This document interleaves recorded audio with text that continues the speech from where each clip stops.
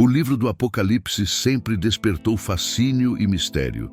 Entre todas as páginas da Bíblia, poucas desafiam tanto o entendimento humano quanto essas visões reveladas ao apóstolo João. Repleto de símbolos, criaturas que desafiam a imaginação e números que parecem esconder segredos celestiais, o Apocalipse não é apenas um relato do fim dos tempos, é uma revelação profunda sobre a vitória de Deus e o destino final da humanidade. Cada selo, trombeta e taça representa mais do que simples eventos futuros. São mensagens espirituais, alertas e promessas divinas. Neste vídeo, vamos percorrer essa jornada de forma clara e envolvente, compreendendo o que cada parte significa, o papel das bestas, do dragão, das duas testemunhas e principalmente o lugar de Cristo em toda essa narrativa de redenção e justiça. Mas para entender o fim, precisamos retornar ao início. O autor do Apocalipse é João, o mesmo discípulo que caminhou ao lado de Jesus. Já idoso e enfraquecido, João foi exilado na ilha de Patmos, um local árido e isolado, usado como prisão política pelo Império Romano. Aquele homem, que um dia se apoiara no peito do Mestre, agora vivia sozinho, cercado por rochas e pelo mar, condenado por pregar o Evangelho. E foi nesse cenário de solidão e perseguição que ele recebeu a visita mais gloriosa e transformadora de toda a sua vida. Em um dia comum, enquanto orava, João ouviu uma voz poderosa, como o som de uma trombeta ecoando entre os céus. Eu sou o Alfa e o Ômega, o princípio e o fim. Assustado, ele se vira, e diante de seus olhos surge uma visão que nenhum homem jamais esqueceu. Ele vê Jesus, não mais como o homem simples que dividia o pão na Galileia, mas como o Cristo glorificado, ressurreto e cheio de majestade. Seus olhos ardiam como fogo, sua voz rugia como o som de muitas águas, e suas vestes brilhavam mais que a luz. Em sua mão, 7 estrelas. De sua boca, uma espada afiada. João cai como morto aos seus pés, mas o Salvador toca nele com ternura e diz: Não temas, eu sou o primeiro e o último. Estive morto, mas agora vivo para todo o sempre. A partir desse momento, o apóstolo recebe a ordem que mudaria a história: registrar tudo o que visse. E assim começa a grande revelação, o Apocalipse, palavra que vem do grego apokalipsis, que significa tirar o véu, revelar o que estava oculto.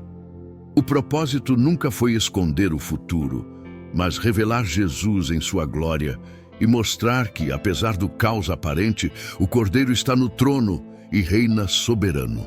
Antes de desvelar os eventos finais, Cristo entrega mensagens às 7 igrejas da Ásia. Cada uma representa um tipo de fé, algumas firmes mesmo em meio à perseguição, outras mornas, corrompidas ou adormecidas espiritualmente. Em cada carta, Jesus elogia, repreende e promete recompensas eternas aos que permanecerem fiéis. Essas mensagens não ficaram presas no passado. Elas atravessam os séculos e ainda hoje servem como espelhos da condição espiritual da humanidade. E é então que a revelação ganha uma nova dimensão. João vê uma porta aberta no céu e o Espírito de Deus o arrebata para presenciar o trono celestial. Ele é tomado por uma visão indescritível. Trovões, relâmpagos, um arco-íris resplandecente. E no centro, um trono cercado por adoração. 24 anciãos lançam suas coroas aos pés de Deus, enquanto 4 seres viventes com rostos de leão, boi, homem e águia clamam sem cessar. Santo, santo, santo é o Senhor Deus Todo-Poderoso, que era, que é e que há de vir. E diante desse cenário de pura majestade, surge o mistério que dará início à maior sequência profética da história, um livro selado com 7 selos. Uma pergunta ecoa entre os céus: quem é digno de abrir o livro e desatar seus selos? E ninguém em todo o universo é encontrado digno. João chora, mas então um dos anciãos se aproxima e diz: Não chores, eis o leão da tribo de Judá, ele venceu. João olha, esperando ver um leão, mas contempla um cordeiro, ferido e ainda assim vivo. O cordeiro se aproxima do trono, toma o livro e o céu inteiro explode em adoração. Digno é o cordeiro que foi morto de receber poder, riqueza, sabedoria, força, honra, glória e louvor. Quando o cordeiro toma o livro das mãos de Deus, o céu se enche de expectativa. Milhões de vozes se unem em adoração e o som é tão grandioso que parece fazer o universo vibrar. Então, o cordeiro começa a quebrar os selos um a um, revelando os segredos do destino humano. Ao abrir o primeiro selo, João vê um cavalo branco surgindo no horizonte. O cavaleiro carrega um arco e recebe uma coroa, mas sua aparência engana. Ele não é Cristo, e sim o espírito da conquista. Representa a sede por poder e dominação. O falso ideal de paz que encobre ambições sombrias é o início de uma sequência que mostra a decadência humana quando se afasta de Deus. O segundo selo é rompido, e o som de cascos ressoa como trovão. Surge um cavalo vermelho, flamejante como o sangue. Seu cavaleiro recebe poder para tirar a paz da terra, espalhando guerra, violência e ódio entre os povos. Onde ele passa, famílias são divididas, nações se enfrentam, e o medo toma conta da humanidade. Então, o terceiro selo é aberto, e um cavalo negro surge no campo de visão de João. O cavaleiro segura uma balança, símbolo de escassez e desigualdade. Os alimentos se tornam caros. A fome consome os pobres, enquanto os luxos permanecem intocados. É o retrato de um mundo injusto, onde poucos acumulam e muitos sofrem. Mas o quarto selo revela algo ainda mais assustador. Um cavalo pálido, de tom esverdeado como a cor da morte. Seu cavaleiro é a própria morte, e atrás dele, o inferno o acompanha. Eles recebem autoridade para destruir um quarto da terra, pela fome, pela guerra, pelas pestes e até pelas feras. É o juízo permitido por Deus sobre a humanidade rebelde. João observa tudo em desespero, entendendo que nada acontece fora do controle divino. Cada cavaleiro é liberado com um propósito: mostrar o quanto o homem precisa da salvação. O quinto selo traz uma pausa no caos. João vê debaixo do altar as almas daqueles que morreram por sua fé. Mártires que clamam: até quando, Senhor, não julgarás os que habitam a terra? Eles recebem vestes brancas e a promessa de que o tempo da justiça está próximo. É um lembrete de que o sofrimento dos fiéis nunca é esquecido. Logo depois, o sexto selo se abre e o universo inteiro reage. Um grande terremoto sacode os alicerces do mundo. O sol se torna negro, a lua adquire cor de sangue e as estrelas caem como figos verdes sacudidos por uma tempestade. O céu se enrola como um pergaminho e as montanhas são movidas do lugar. Os poderosos da terra se desesperam. Reis, generais, ricos e líderes tentam se esconder em cavernas clamando: cai sobre nós, montes, e escondam-nos da ira do Cordeiro. É o juízo inevitável, o momento em que ninguém pode fugir da verdade. Mesmo os que pareciam intocáveis percebem que não há poder humano capaz de resistir à glória de Deus. E quando tudo parece prestes a desabar, João vê algo inesperado: uma pausa divina. Antes que o sétimo selo seja aberto e novos juízos comecem, Deus ordena que seus servos sejam marcados. 4 anjos estão nos 4 cantos da terra, prontos para liberar os ventos da destruição. Mas um outro anjo surge do Oriente com um selo em mãos e brada: não danifiquem a terra nem o mar até que os servos do nosso Deus sejam selados. Então João ouve o número dos marcados: 144.000, representando os fiéis de todas as tribos de Israel. Eles são protegidos em meio ao caos, separados para Deus. E logo em seguida, João vê algo ainda mais grandioso: Uma multidão incontável, de todas as nações e línguas, vestida de branco e com palmas nas mãos, louvando o Cordeiro. Eles vieram da grande tribulação e lavaram suas vestes no sangue do Salvador. Diante do trono não há mais dor, sede ou lágrimas, apenas paz eterna. Você acredita que estamos próximos de ver os selos se abrindo diante dos nossos olhos? Comente aqui embaixo e diga qual parte dessa revelação mais te impressionou. Quando o sétimo selo é finalmente aberto, um silêncio profundo toma conta do céu. Por cerca de meia hora, toda a criação parece prender a respiração. É um silêncio pesado, sagrado, como se o próprio universo reconhecesse a magnitude do que está prestes a acontecer. Então, 7 anjos se posicionam diante do trono de Deus, cada um segurando uma trombeta. Outro anjo se aproxima do altar celestial com um incensário de ouro nas mãos. Ele recebe muito incenso para oferecer junto com as orações dos santos. O aroma sobe diante do trono como símbolo das súplicas do povo fiel. E logo em seguida, o anjo enche o incensário com fogo do altar e o lança sobre a terra. Relâmpagos cortam os céus. Trovões ecoam e um terremoto abala o mundo. É o início de uma nova fase de juízo divino, o toque das trombetas. A primeira trombeta soa e a natureza é atingida.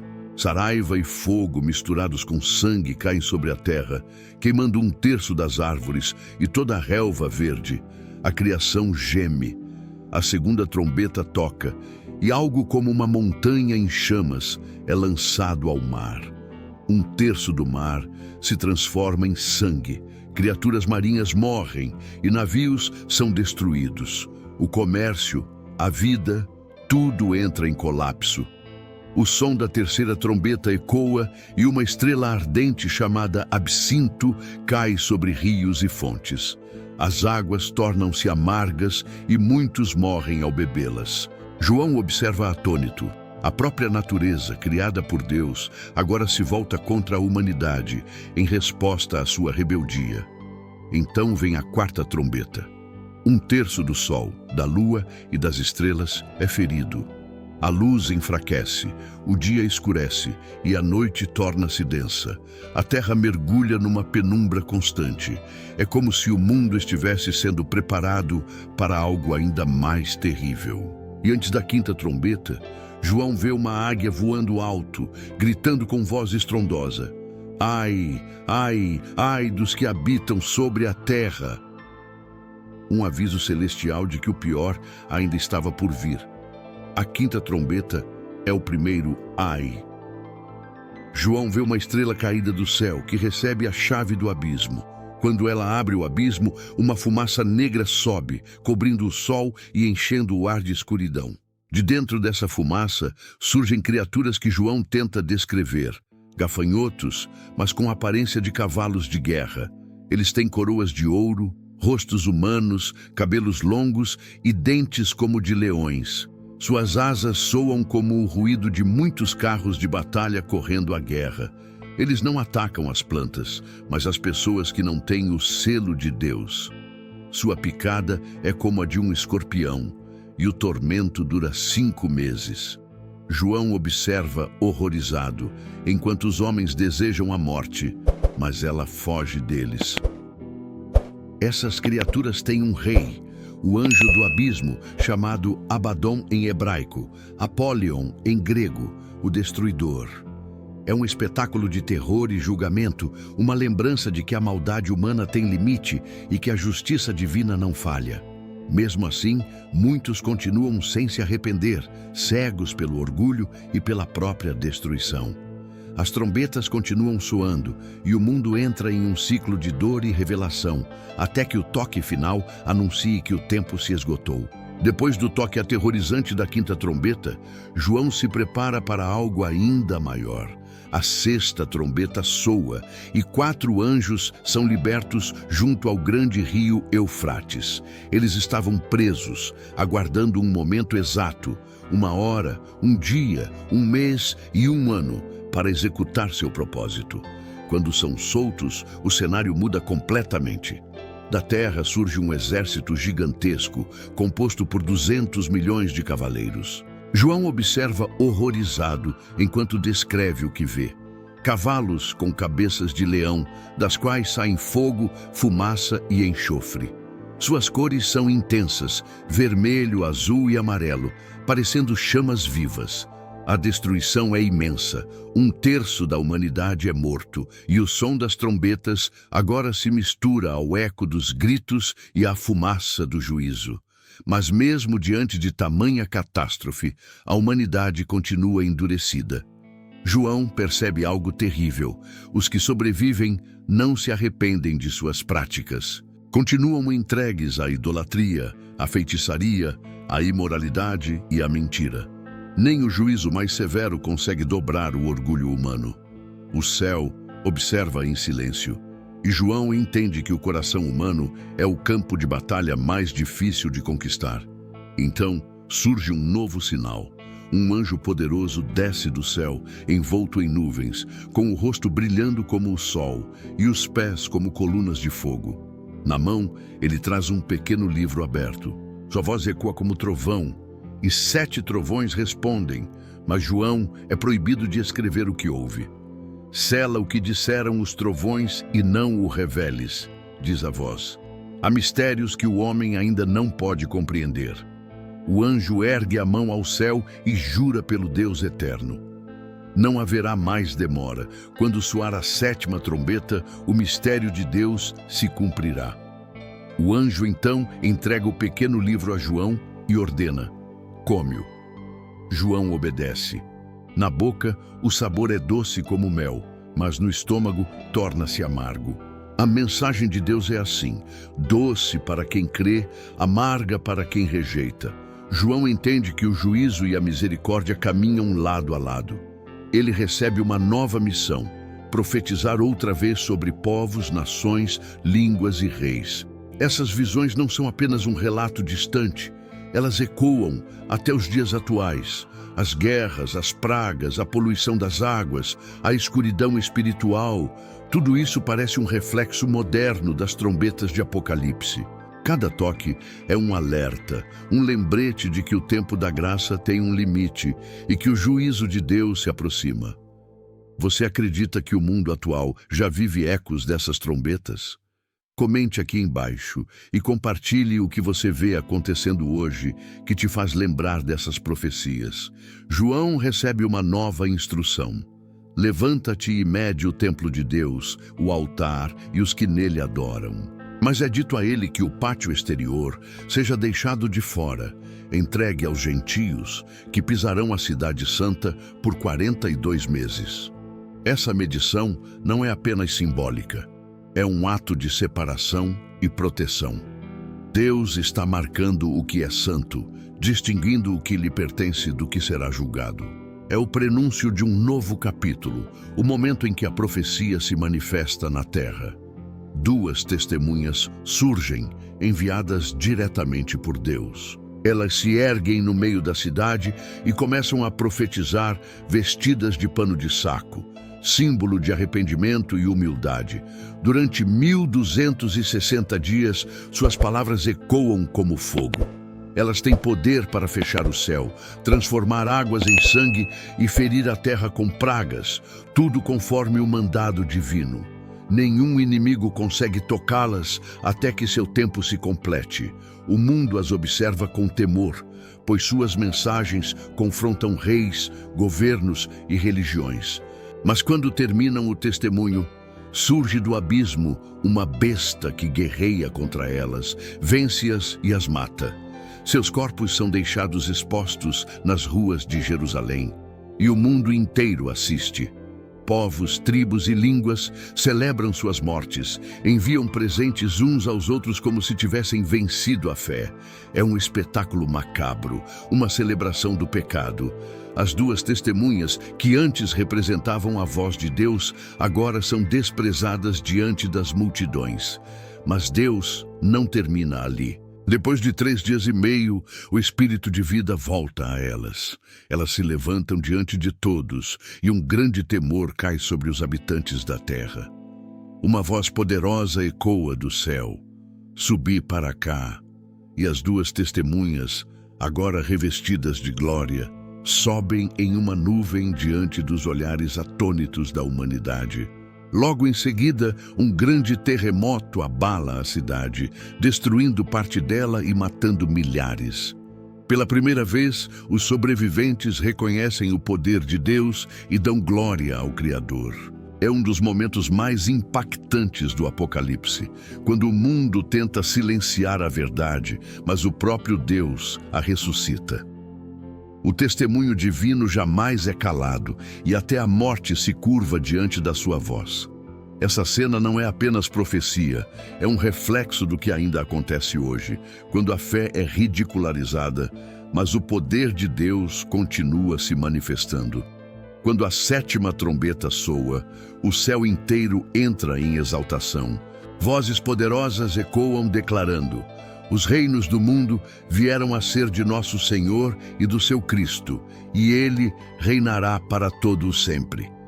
Os 24 anciãos se prostram diante do trono e adoram, dizendo: graças te damos, Senhor Deus Todo-Poderoso, porque tomaste o teu grande poder e passaste a reinar.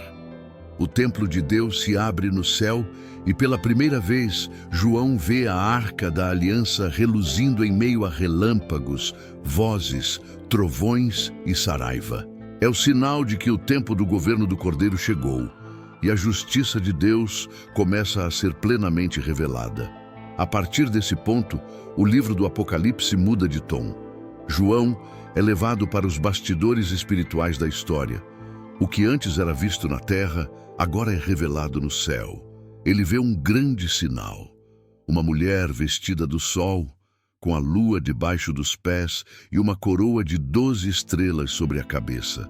Ela está grávida e grita com dores de parto, prestes a dar à luz. Mas outro sinal aparece. Um grande dragão vermelho com 7 cabeças e 10 chifres, e sobre suas cabeças 7 coroas. Sua cauda arrasta a terça parte das estrelas do céu e as lança sobre a terra. Ele se posiciona diante da mulher, pronto para devorar o filho assim que nascer. A mulher dá à luz um menino, um filho varão, destinado a reger todas as nações com vara de ferro. Antes que o dragão possa atacá-lo, o filho é arrebatado para junto de Deus e de seu trono. A mulher, então, foge para o deserto, para um lugar preparado por Deus, onde é sustentada por 1260 dias. Logo depois, irrompe uma batalha no céu. Miguel e seus anjos lutam contra o dragão e suas hostes. O dragão e seus anjos reagem com fúria, mas são derrotados. São expulsos do céu e lançados sobre a terra.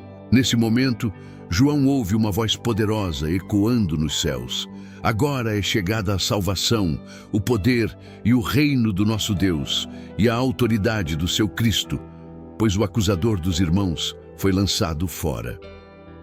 O dragão, identificado como a antiga serpente chamada Diabo e Satanás, o enganador do mundo inteiro, é tomado de ira, sabendo que pouco tempo lhe resta.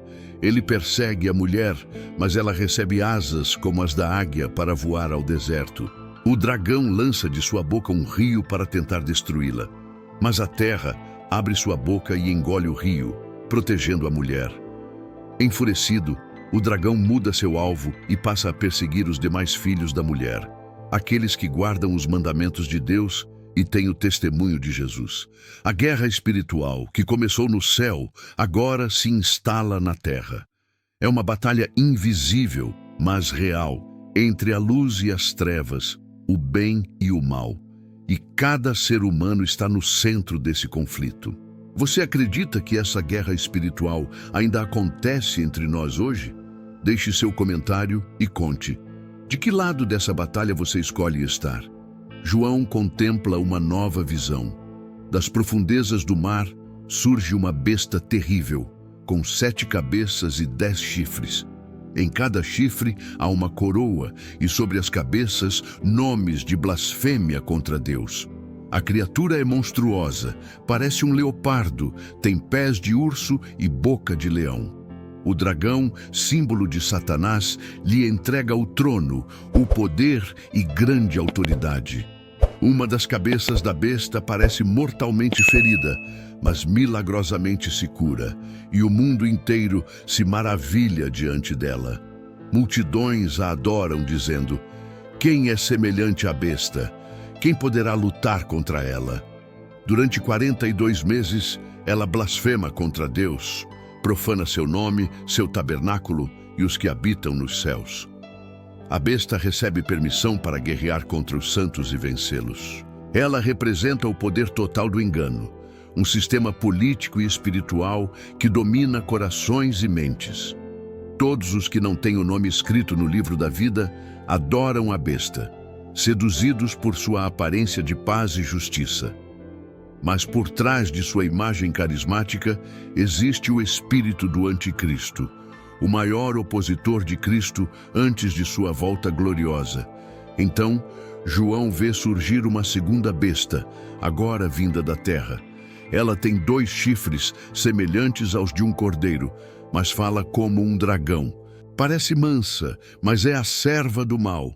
Ela realiza sinais extraordinários, até faz descer fogo do céu diante dos homens, engana multidões com prodígios e persuade os habitantes da terra a adorarem a primeira besta, ordena que se construa uma imagem dela e concede fôlego à imagem para que fale.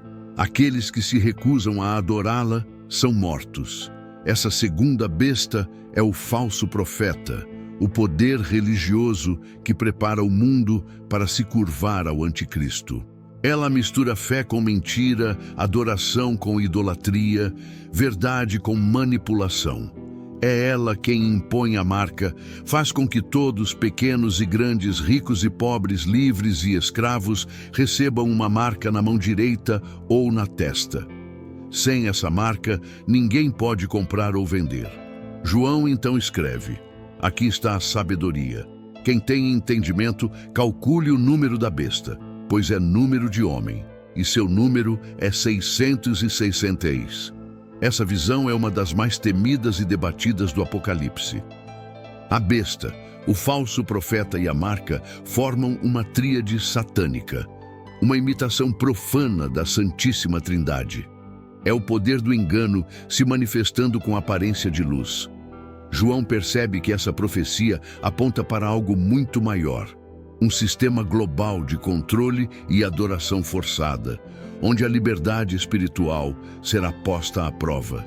E mesmo em meio à escuridão, há uma certeza: o Cordeiro conhece os que lhe pertencem, e nenhum deles será confundido. Após as visões sombrias da besta e do falso profeta, João vê um novo sinal nos céus. Um anjo poderoso proclamando com voz estrondosa: caiu, caiu a grande Babilônia. Essa é a cidade símbolo de toda a corrupção, luxúria e idolatria que domina o mundo. Ela é descrita como uma mulher vestida de púrpura e escarlate, adornada com ouro, pedras preciosas e pérolas, sentada sobre muitas águas, embriagada com o sangue dos santos. Sua beleza é sedutora, mas por trás de seu brilho se esconde a podridão espiritual de um sistema que mistura religião, poder e comércio para afastar o homem de Deus. Reis, mercadores e povos se renderam à sua influência, e agora sua queda é inevitável. Em apenas 1 hora, diz o anjo, toda sua glória será destruída. A Babilônia, que parecia invencível, desaba em ruínas. O som das festas, das harpas e das vozes se cala. Os reis choram de longe, lamentando não por arrependimento, mas pela perda de seus lucros. Os mercadores lamentam o colapso de suas riquezas, e os navegadores olham para o mar coberto de fumaça, testemunhando o fim de uma era de impiedade. Um anjo pega uma grande pedra e a lança ao mar, dizendo: com igual violência será lançada a Babilônia e nunca mais será achada. O céu, então, se enche de cânticos. Multidões de anjos e santos exclamam: Aleluia! A salvação, a glória e o poder pertencem ao nosso Deus, pois ele julgou a grande prostituta que corrompia a terra. O clima muda, da tristeza da queda para a alegria da vitória. João vê o céu se abrir, e montado em um cavalo branco, vem aquele que é chamado fiel e verdadeiro. Seus olhos são como chamas de fogo, e em sua cabeça muitos diademas. Ele vem para julgar e guerrear com justiça. Seu nome é Rei dos Reis e Senhor dos Senhores. Atrás dele, exércitos celestiais o seguem montados em cavalos brancos, vestidos de linho fino e puro. De sua boca sai uma espada afiada com a qual ferirá as nações. Ele pisa o lagar do vinho da ira de Deus e triunfa sobre os reis da terra. A besta e o falso profeta reúnem seus exércitos para lutar contra o rei, mas são derrotados sem resistência. Ambos são lançados vivos no lago de fogo que arde com enxofre. O restante é destruído pela palavra que sai da boca do Cordeiro. É o fim do império do mal. O céu se silencia e a terra sente o peso da justiça. O reinado do Cordeiro começa e a vitória final é completa. Diante dessa cena poderosa da vitória do Cordeiro sobre a Babilônia e o mal, o que mais te emociona nessa visão? Comente aqui e compartilhe o que essa vitória representa para você. Com a derrota da besta e do falso profeta, João vê um novo acontecimento decisivo. Um anjo desce do céu com uma grande corrente na mão e a chave do abismo. Ele prende o dragão, a antiga serpente, chamada Diabo e Satanás, e o lança nas profundezas por 1000 anos. O abismo é selado e a terra finalmente respira paz. Começa o que é chamado de milênio, 1000 anos de justiça, restauração e governo do Cristo sobre a humanidade. João vê tronos, e aqueles que foram fiéis até o fim se assentam para julgar. São os que deram suas vidas por amor a Cristo, que resistiram à marca da besta e não se curvaram ao engano. Eles ressuscitam e reinam com o Cordeiro, uma ressurreição de glória e vitória. Durante esse tempo, o mundo experimenta a plenitude da presença de Deus. O mal é silenciado e a terra é renovada. Os povos aprendem o caminho da paz, e o conhecimento do Senhor enche o mundo como as águas cobrem o mar. Essa é a recompensa prometida aos que permaneceram firmes. Reinar com Cristo, ver a justiça triunfando sobre a corrupção e o amor substituindo o medo. Mas ao fim dos 1000 anos, Satanás é solto novamente por um breve tempo. Ele engana as nações uma última vez, reunindo Gog e Magog para a batalha final. As forças do mal cercam o acampamento dos santos, mas fogo desce do céu e os consome completamente. Agora não há mais fuga nem engano. O diabo, o enganador de todos os séculos, é lançado no lago de fogo e enxofre, onde já estão a besta e o falso profeta. Ali será atormentado dia e noite para todo o sempre. Então João vê um grande trono branco e aquele que está assentado nele. O céu e a terra fogem da sua presença e não se acha lugar para se esconder. Todos, grandes e pequenos, ricos e pobres, estão de pé diante do trono. Livros são abertos, e também o livro da vida. Os mortos são julgados segundo suas obras, conforme está escrito nos livros. O mar, a morte e o inferno entregam seus mortos, e quem não é achado no livro da vida é lançado no lago de fogo, a segunda morte. Mas para os que pertencem ao Cordeiro, algo glorioso acontece. João vê um novo céu e uma nova terra. O primeiro céu e a primeira terra já passaram, e o mar já não existe. A nova Jerusalém desce dos céus, adornada como uma noiva preparada para o seu noivo. Uma voz forte declara: Eis o tabernáculo de Deus com os homens. Ele habitará com eles, e eles serão o seu povo, e o próprio Deus estará com eles. Quando você imagina esse novo céu e nova terra, o que vem à sua mente? Escreva nos comentários como seria para você viver na presença de Deus para sempre. Depois de tudo o que João viu, o trono branco, o juízo, a nova Jerusalém, ele escuta a voz do próprio Cordeiro, uma voz que ecoa como trovão e melodia ao mesmo tempo. Eis que venho sem demora. Bem-aventurado aquele que guarda as palavras desta profecia. João está maravilhado, mas também comovido. Ele cai de joelhos, pronto para adorar o anjo que lhe mostrara todas as visões. Mas o anjo o impede, dizendo: não faças isso. Eu sou servo como tu e teus irmãos profetas. Adora somente a Deus. Então João entende. Toda a revelação, toda a glória, toda a promessa, tudo aponta para ele, o Cordeiro. A voz continua: não celes as palavras desta profecia, porque o tempo está próximo. E o aviso é claro: quem é injusto, continue na injustiça. Quem é santo, continue a santificar-se.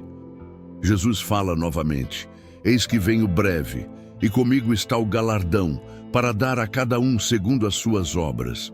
Eu sou o Alfa e o Ômega, o primeiro e o último, o princípio e o fim.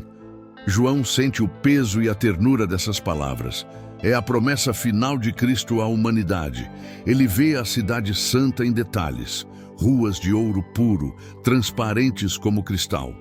Um rio de água viva corre do trono de Deus e do Cordeiro, e em suas margens está a árvore da vida, que dá frutos todo mês e cujas folhas curam as nações. Não há mais noite. O sol e a lua já não são necessários, pois a glória de Deus ilumina tudo, e o Cordeiro é a sua luz. Os servos de Deus o servirão e verão o seu rosto. Seu nome estará escrito em suas testas e reinarão pelos séculos dos séculos. João, com o coração tomado pela esperança, ouve as palavras finais: estas coisas são fiéis e verdadeiras. E o Espírito e a noiva dizem: vem. Aquele que ouve diga também: vem. E quem tem sede, venha. E quem quiser, receba de graça a água da vida. O livro termina com a promessa eterna. Aquele que dá testemunho destas coisas diz: certamente venho sem demora. E João responde com lágrimas e fé: amém. Vem, Senhor Jesus. É o encerramento da história, a revelação completa, não de destruição, mas de redenção.